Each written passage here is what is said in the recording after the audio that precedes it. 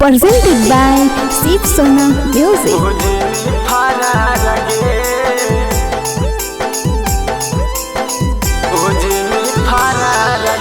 Music by Nini Yadav.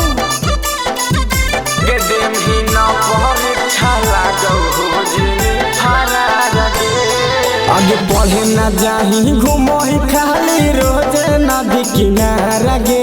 पढ़े न जाही घूमो ही खाली रोज नदी किनारा गे।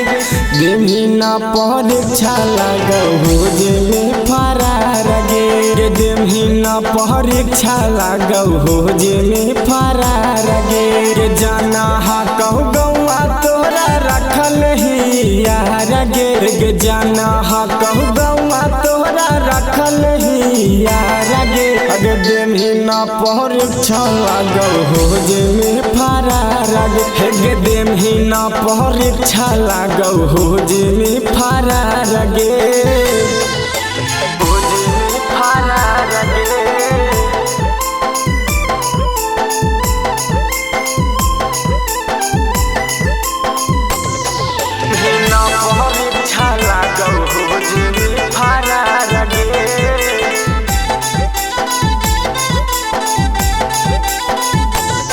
हकी टोला मोहल्ला में घूमो हकी बानी के बाची।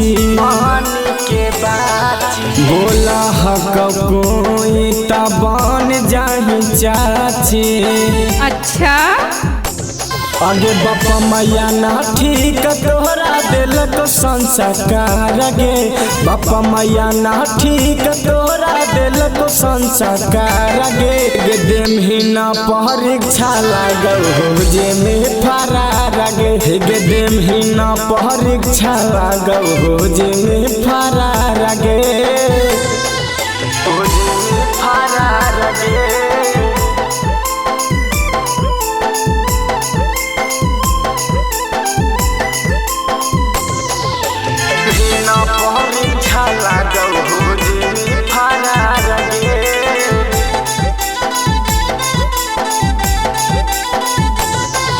गाना में लगाव हकी छौड़ी बोलो तो थगे। जीन्स टॉपा पहना हकी छोड़ी के सूट गे। आगे हो तो कुछ होता का हम रंजाही देख के जिम्मेदार गे। हो तो कुछ होता का हम रही तब के जिम्मेदार गे। आगे फसल हीरा होला बस हो जे में फरार गे। आगे फसल हीरा होला बस हो जे में फरार गे। Presented by Shiv Sona Music.